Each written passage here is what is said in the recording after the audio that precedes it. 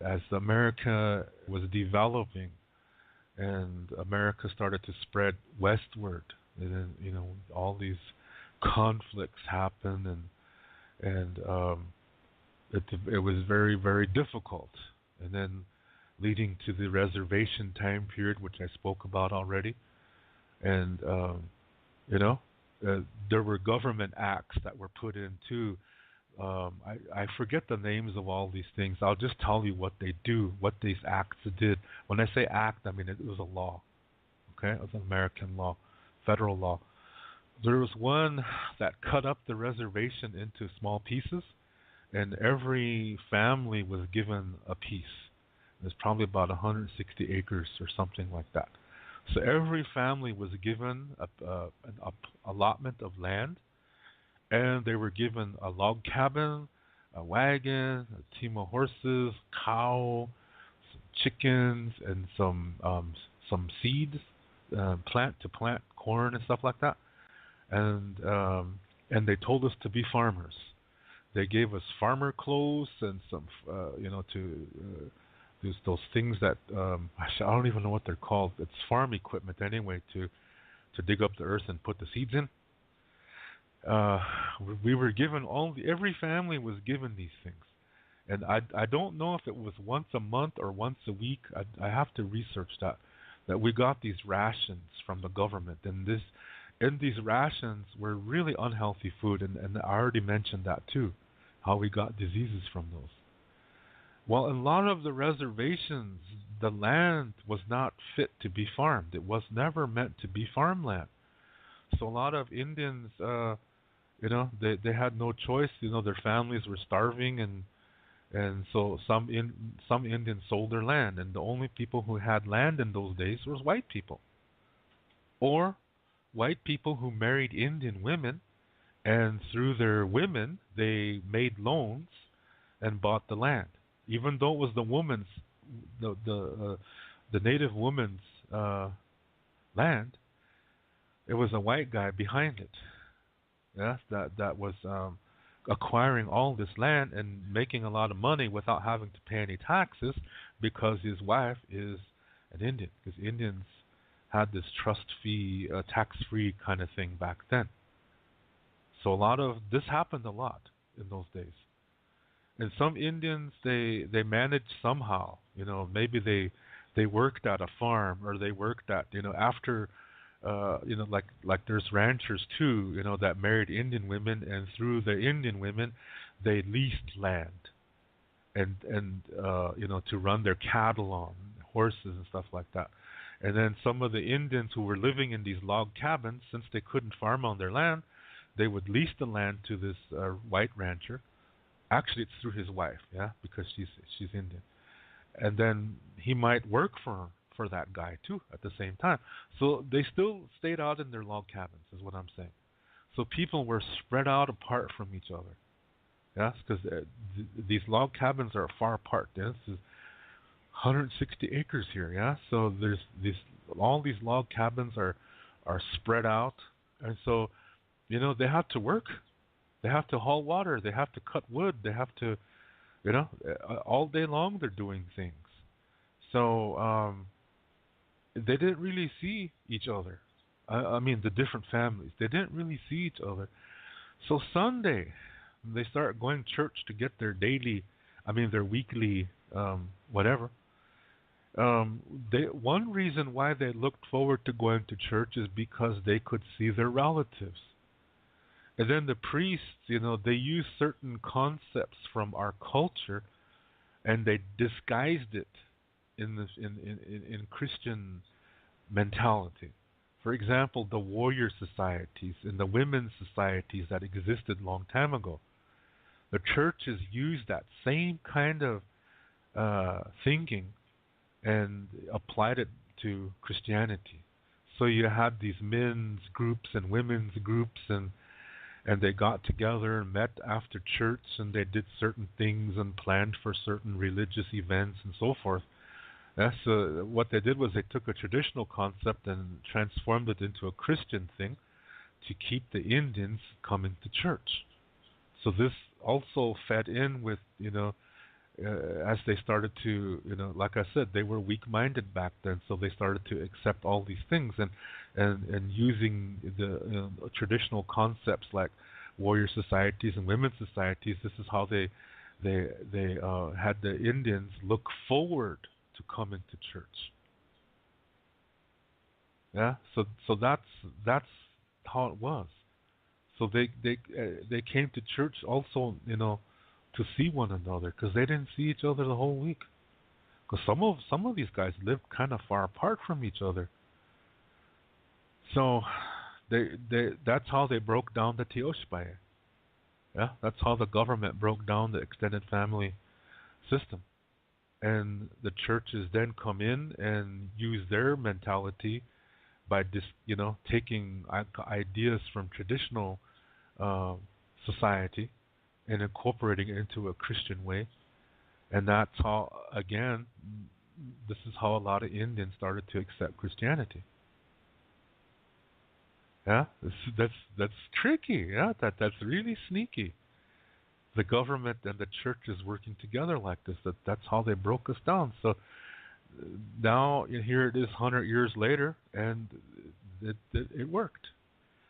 Yeah, it totally worked. We defeated ourselves. Now we're against each other.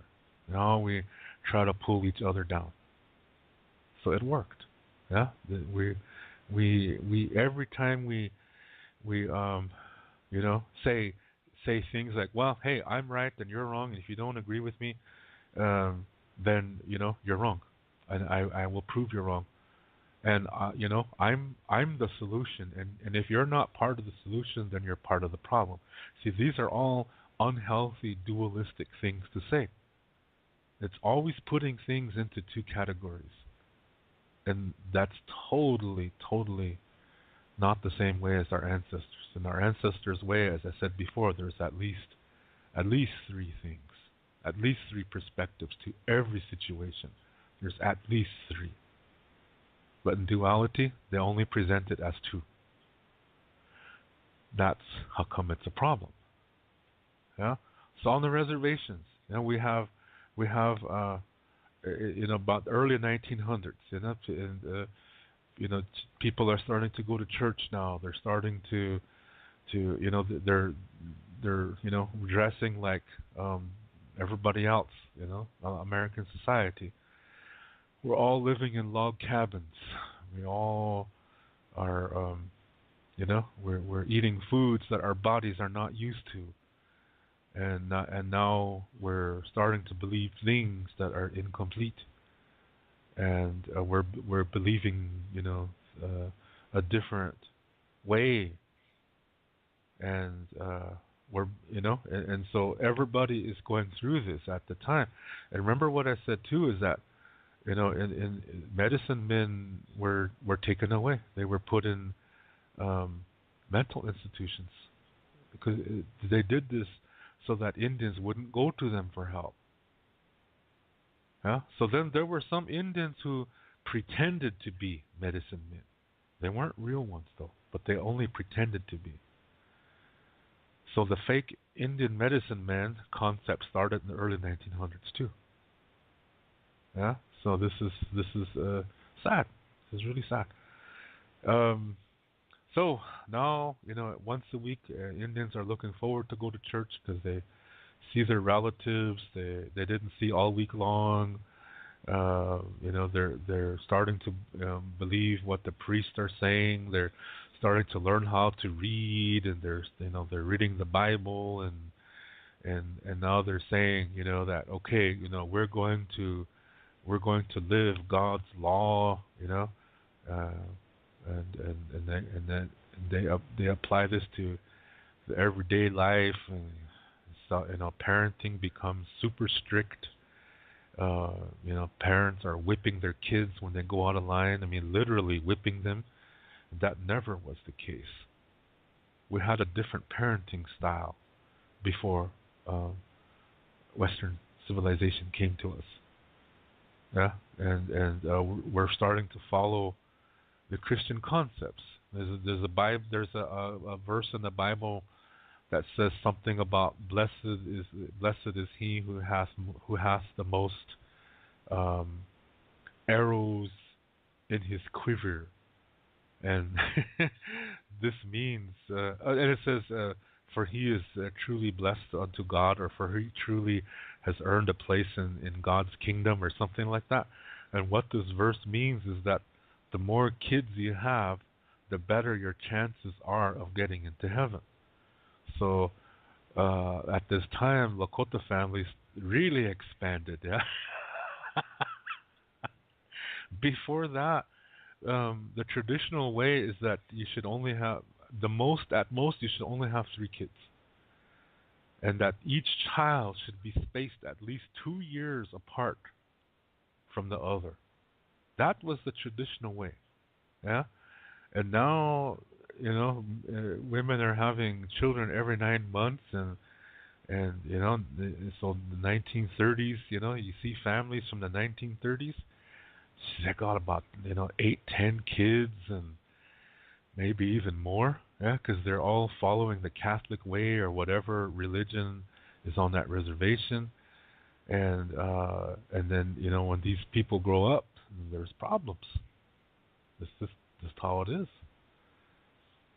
So there's reasons why we were only supposed to have three kids, and in our way, in the ancient way, the reason why was for the benefit of the mother, so the mother could be an effective mother, and the husband could be an effective father to three children. But when it gets really, more than that, it gets more difficult. And then, so it's no wonder that they used, very strict, you know, parenting back then. I mean, once people were having, 10, 12 kids. So it is everything was changing in our lifestyle, and parenting styles were changing. The Tioshbae concept broke down. So, like for example, today, my mother's sister. Well, let me explain to you what a Tioshbae is first, before I continue. A Tioshbae is like this. My mother and her sisters are all my mothers. I call all of them Ina, mom, mother. The husbands of these women are my fathers. I call them Ate, all of them. All the children from those marriages are my brothers and sisters. Okay? That's my mother's sisters. My mother's brothers are my uncles. And I call them Lekshi. Their wives are my aunties. And I call them Tomi. Yeah? And the children from those marriages are my cousins. Okay? And that's my mother's side of the family. Now, on my father's side of the family, my father and his brothers are my other fathers. So I call them Ate. Their wives are all my other mothers. So I call them Ina. The children from those marriages are all my brothers and sisters too. So look at that. I got a bunch of mothers and fathers on both sides of the family. It's pretty cool. Yeah? And all the moms and dads are just as important as the biological ones. So any one of them, if I misbehave, any one of these moms and dads can punish me, discipline me, or teach me. Yeah, like maybe I'm sitting there and just throwing weeds in the air. Oh, gee, nothing to do. Anyway, sitting out there on the prairie, just throwing weeds in the air, and oh yeah. Any one of my fathers can come to me and say, "Hey, Dave, let's go fishing." Any one of them, yeah, can do that and take me and teach me how to do something. Or let's go hunting. Any one of them could teach me that, or could say, "Hey, let's go make um let's go make something, to help mom do whatever, yeah." Or let's go see, and then he's going to be teaching me something. Any one of my fathers can do that. So that's really a wonderful thing. So in our ancient Tioshbai, the community raises the children. See how that works? It's pretty cool. My father's sisters, those are my aunties, my other aunties, and all their husbands are my uncles, and those children from those marriages are my other cousins. This is a Tioshbai system. So on the reservation, when that first started, when the reservation started, I mean, and remember I said every family was given a piece of land and a log cabin and stuff like that. When that happened, that started the breakdown of this Tioshbai. So now it's to the point where today, see, my mother had two sisters. Technically, I should be calling all three women Ina, but they didn't want that. The other two women did not want me calling them Ina. They said, "You're not my son. You're my nephew," they said. "You're my sister's son, so that means you're my nephew. So you don't call me Ina, you call me Tumi. I'm your auntie." So these two women, I've known them as Auntie Mona and Auntie Phyllis. Even though in the Lakota way, they're my mothers. They didn't want me to call them that. See how effective the brainwashing was. Yeah? It's crazy. So I had to grow up calling these ladies aunties, and really they're not. Yeah? My aunties would be my uncle's wives, my mother's brothers. Yeah, she has a brother by the name of Paul, and he was married to a lady named Audrey. That is my auntie, Auntie Audrey, Uncle Paul. Yeah. So that was these ladies, my mother's sisters, that were telling me that I was supposed to call them auntie. That's incorrect. But this is how they grew up. Yeah. So this is how that worked, and it was so interesting to see that these were, by the time I became a Lakota language teacher, which is about 15 years ago, this was it was kind of funny for me. It was like, gee, these women are in their 60s and they don't want me calling them, mom, even though traditionally I'm supposed to be. Yeah, so it shows you the brainwashing was very effective. The government and the churches, their plan worked. It destroyed our Tioshpai. And so now the jealousy is stronger. Yeah, the jealousy between people is stronger. That's really sad. As the duality gets stronger, the jealousies, all that gets stronger, and it's no wonder. It's no wonder that 90% of the Lakota language teachers on my reservation attacked me and my book behind my back. They were cowards. They couldn't even face me. They could have called me to their, and say, "Hey, could you come to our meeting? We want to discuss your book." They could have did that. We're all adults, but no, evidently they're not. Yeah, they would prefer to just attack me behind my back without me knowing about it. That's how it's become. So that's how duality is. Yeah, that's what it can do to people. And that's why I tell that account. I try to do that every day because it's really important to know. It happened all over the world, and the most recent that it's happened to was Indian people in Canada and America and Mexico. So this is important. Yeah, this is really important. It's important. So not that we hate the people who did the damage, but to honor the victims and to pray for healing, concerning the abusers, so that we learn this. We learn from this, so we don't repeat it. So we learn from it, so we make better choices, so that we know where to go in the future. That's the reason why I tell this, and you can use that concept even in your your own personal life. Yeah. So anyway, going back to the beginning, the early 1900s. Um, we have a situation, where the brainwashing has started. Um, there were certain stories in our world where um, um, it had to do. One had to do with the winter solstice, where um, the souls gather at the north. Those that want to, when spirits can stay here as long as they want.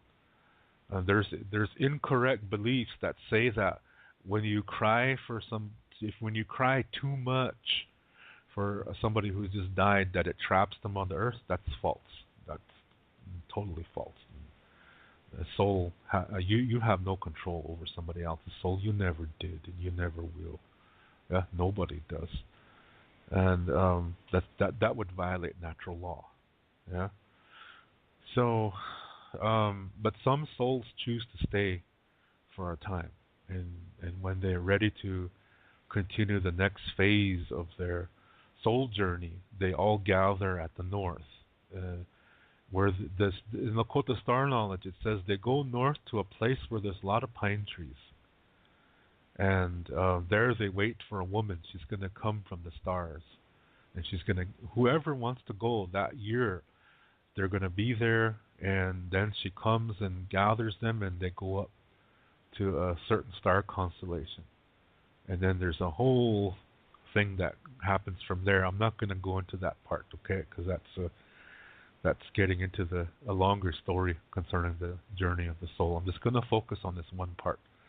But this happened on the winter solstice, which this year was the 21st of December. So back then, what people would do is they would put out some food for the relatives who died in the past that maybe they're going to go now.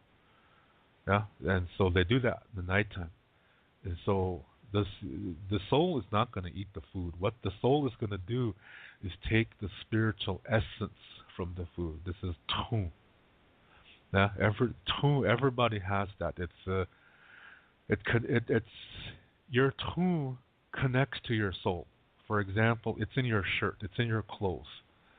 So if you travel to China and you forget your T-shirt over there, your tu is still there. So even though it's 10,000 miles away, it's still connected to you.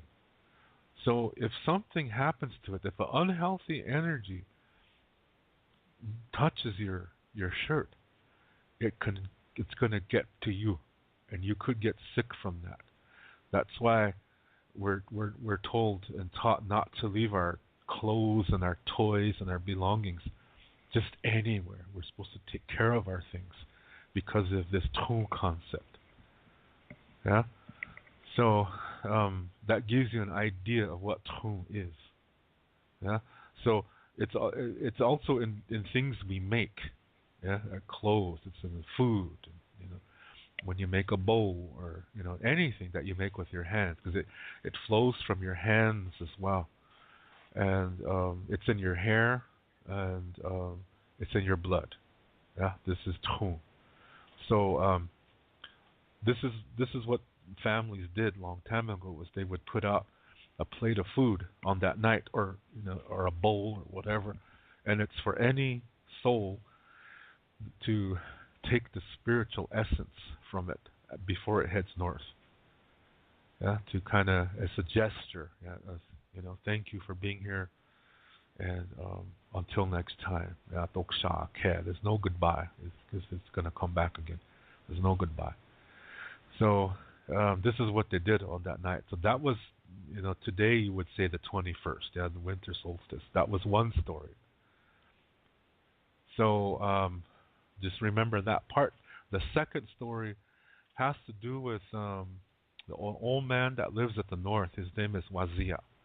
At a certain time of the year, which usually happens around the end of January and the beginning of February, and maybe even into March. Sometimes this old man would go crazy because it's so cold. He would lose his mind. So he would come outside and he'd come out naked. Yeah, because he's nuts. That cold made him crazy. Yeah, so he goes outside and this pack of wolves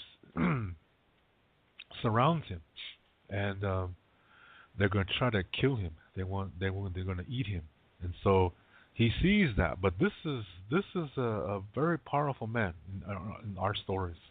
Okay, um, his grandsons made the four directions, and their grandfathers now too.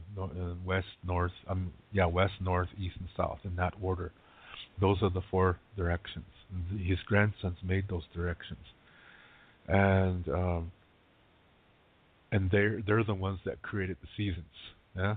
So anyway, that it just goes to show you, how he's really a powerful guy.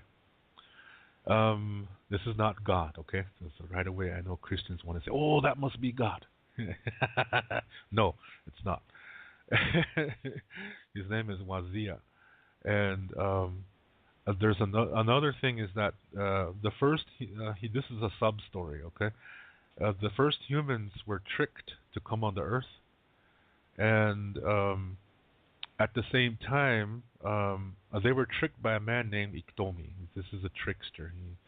He he can present himself as a really nice guy and tell you how smart you are and you really have good ideas, and he's so fortunate to have found you for a friend. He's that kind of guy.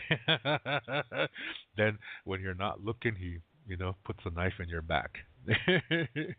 He's maybe people like that, yeah? Ex-wives and so forth. Yeah. Former best friends, you could say. Anyway, he tricked some people to come on the earth from underground, and but at the same time, he also made a covenant with, I should say, a pact with the wolves. The wolves were this was supposed to happen millions of years ago. But the wolves were starving. They couldn't find any food. The food was always escaping from them. So they were starving. Their wolf pups were dying because they were starving, and they were really in a bad condition. So Iktomi said to them, I know a food that really tastes good, and when you drink its blood, it's gonna taste so good you're gonna go crazy, and you're gonna want more and more and more. So the wolf said, "Yeah, right. You're Iktomi. We shouldn't believe you. You're gonna trick us." And Iktomi says, "No," I said, "That's I promise, but if I keep my end of the bargain, you have to be my allies for the rest forever," he says. And so the wolves back down, but then they look at their pups and they're all dying. Pretty soon there's going to be no more wolves. So they decide to take up Iktomi's offer. So Iktomi says, "Okay, you go to this one place. There's a lot of trees there, but in the center of the trees is a wide open space. Yeah, today this is called Preshla in the Black Hills. It's in the center. It's like a prairies in the middle of the mountains. Yeah, and the prairies really high. That's this. This is the area Iktomi is talking about. He told the wolves to gather in the woods all around that area. It's been a circle. He said, "I'm going to bring your food there," he said. "And when I give the word, you can go in and have a feast." So the wolves are saying, "Are you okay? You better be you know." The wolves say, "If this doesn't happen, and we don't have a pact with you," and Iktomi say, "Okay, that's the deal." So Iktomi runs back to the humans and he says, "Okay, I got a really good place for you guys to live, and so come with me." So he takes them to the same area as Preshla. He takes them to this area. It's wide open. And there's woods all around. So he says, anytime you need, to food and stuff, you just go into the woods and you find it. It's all there. So they think, "Wow, this guy is really a nice guy." Yeah, the humans are saying, "This guy's a really cool guy. Thanks for helping us." So Iktomi says, "No problem." So then he goes, he leaves the group and then he signals to the wolves, "There's your feast." So the wolves come in. There's thousands of wolves coming from all sides, and they start to massacre the humans. They take the children and the women first, and they're murdering them. They're just ripping them to shreds and ripping them to pieces. And see, when you do something that's really highly emotional, you're leaving an energy in that location. So if it's something really mean, like a murder or a rape, there's an unhealthy energy that stays there in that location. Yeah? So here we have thousands and thousands of women and children being slaughtered, and men too. They're being slaughtered by the wolves. And the wolves are drinking their blood, and they say, "Geez, Iktomi's right. This tastes good." And it drives them into a frenzy. Now, when you do something, whatever it is, remember, there's an energy that's in your communication. Whatever communication is not just things you say; it's things that you do as well, and it becomes a part of you. Yeah, when you communicate. So if you're a really nice person, you're generous and stuff. That energy goes out, but it's also inside you too. This is people feed it when you come around. They say, "Hey, that guy's a pretty cool guy." Yeah, they just know it. But it works the other way too, where if you're really unhealthy and you do a lot of killing and stuff like that, people are going to feel that too. And so these wolves, they're slaughtering these humans because they never experienced this before. They don't know how to defend themselves. All they can do is run. They have no weapons. Yeah.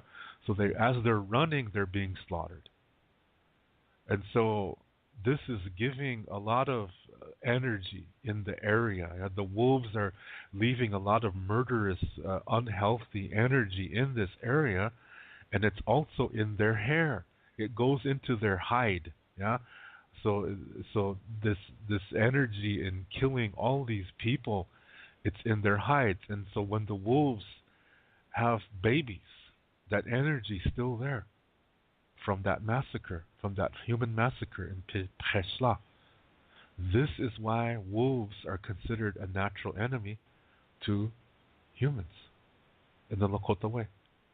So for this reason, there is a teaching that says little children and women who are pregnant are not supposed to touch anything that comes from a wolf, because of that energy in their hair can make them sick because of what happened. See, this is generational. This is something the wolves pass on every generation, and it's still there. And this is why they have a natural hunger for humans and human blood, a thirst for human blood. These are the enemies. This comes from that story. Yeah? So, now that you know that part, now let's go back to Wazia. Okay? As I said, Wazia goes crazy because it's so cold. He goes nuts. He's numb. His mind goes, dokcha, you can say, really somehow. He goes outside, and this pack of wolves surrounds him. But they don't realize this is Wazia. The wolves think this is just an old man. He's an easy kill. As the wolves circle him, they surround him, they circle him, and they start to jump at him and attack. And as each one lunges at him, he grabs it and breaks its neck, and grabs its mouth and pulls it completely off. Yeah, pulled the lower jaw, just pulls it off, and he kills them all. And some of them are injured. He breaks their legs, and they're laying there. They can't run. Yeah. So while they're alive, he skins the hides off of them, and they're screaming in pain, and he lets them die like that. So then he gets all these wolf furs, and he puts them on himself. He puts them for pants. He makes a pants and a jacket and a cap, completely made of wolf fur. Now he's coming south. Yeah. He's coming south to kill. Remember, he's crazy. He's lost his mind. So he's coming south As he gets to a certain point, the winds from his grandson, who lives in the south, start to come up. Yeah, the southern direction is blowing his winds to the north, and as Wazia gets to a certain point, he feels this warmth, and it starts to warm his body. It starts to warm his heart. Yeah, and then he wakes up like from this craziness. Yeah, like he's coming to, and he's like, "Gee." He looks at himself and he's like, "What the?" And he rips off all these wolf furs that he made, for pants and the jacket and the cap. He's like, "What the heck am I doing?" So he takes off all this stuff and he burns it up in the fire. Then he makes a sweat lodge ceremony and he goes in there and he does it to purify himself, to get all that energy off from that wolf fur. Yeah, and also what he did to the wolves. Yeah, he gets all that he gets rid of that energy, so he's cleansed from it. Okay, then he comes out and then he makes a apology. Yeah, and he makes an apology to the buffalo people, and he says, he's only going to take what he needs, but he's going to use every part of the buffalo, and he apologizes and he makes skin offerings. Yeah, he cuts parts of his skin, he puts it in the ground as offering, and then he goes and he kills some buffalo, and he processes it. Yeah, he processes the meat. He makes things out of the buffalo hides. The bones he makes into toys and things you can use, and the stomachs are going to be used for to make soup. And he gives thanks to the buffalo people, and then he apologizes and he says every part is going to be used, and it's going to be used to feed the people. He said none of this is mine. He says. Yeah, so the buffalo people they accept his apology. Then he proceeds further south. So he comes to the people, he goes from village to village, and he gives these things that he made. Yeah, and he goes to all the little kids, and he's made toys out of the bones. So he gives toys to these little kids, and this is happening just before April. Okay, around that time period, March, April time period is when this is happening. Okay, so the kids are like all happy. So he gives everybody hugs, and he blesses all the women who are gonna have babies that spring. Yeah, they're pregnant.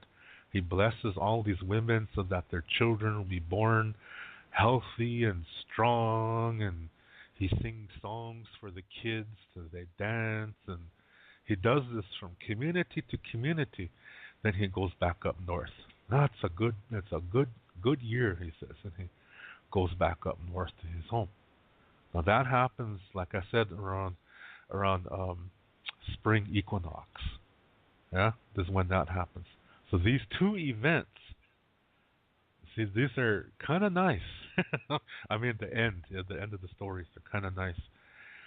So when the Christian priests on the reservation, when they learned this stuff, they said most of our beliefs are evil, yeah, and they that means they come from the devil. I said that earlier, but they took some of the things that could, be kind of Christian. So they took those elements only and left the other part of the story go. But they took those elements and combined it into Christmas. Yeah, they combined that into Christmas, and so this is and so the early days of the reservation, all day, on December 25th, all day long, they might butcher a cow or something, and the men folks stand outside, and they're making soup and tanija soup from the intestines, and the women are inside, they're making things too, yeah, and the kids are outside playing in the snow and stuff like that, and they go in from time to time to warm up, and then they might have a lunch, yeah, a light lunch, and then they go, they children they play games and stuff on the inside, and then when evening time comes, when it's dusk, yeah, the sun goes down, and it's this. They take plates of small plates of food to the cemetery, because usually in those days the cemeteries were beside the churches.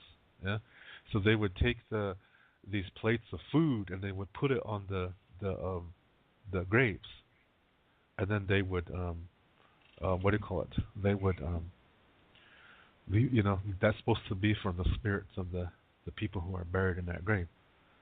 So you see where that element comes from? That's supposed to happen on the winter solstice, but the priests moved that to December 25th. Yeah? And then they would go back inside. After they might sing some church songs, and then they go back into the community building, and then they have their feast.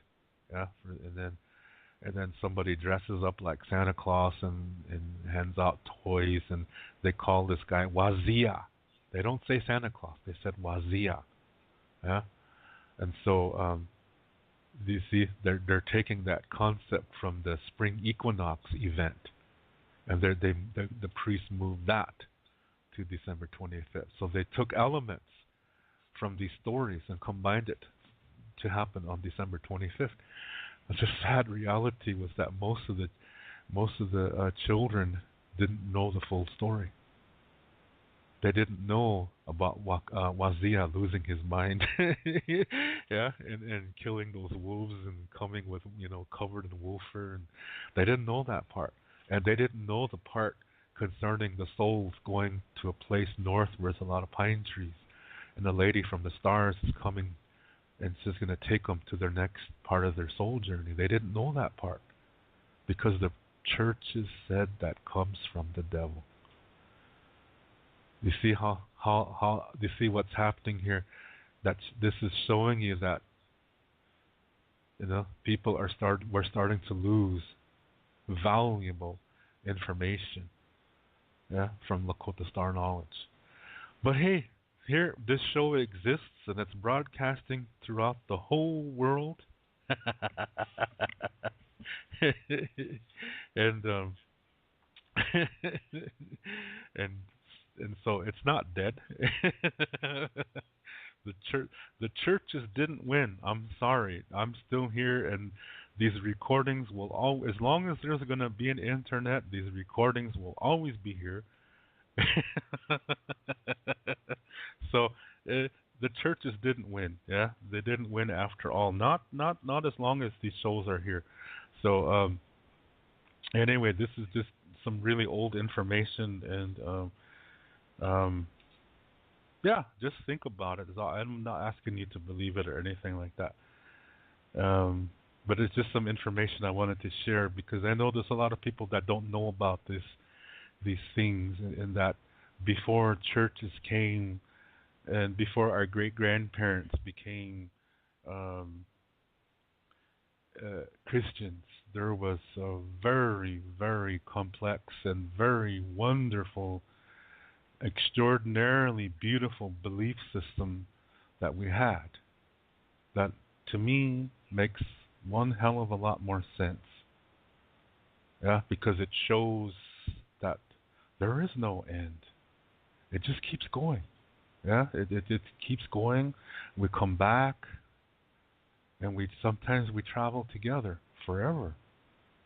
That you're not alone. Don't worry. Yeah, just don't worry. You are not alone. Even when you're sitting in a room by yourself, yeah, don't worry. Just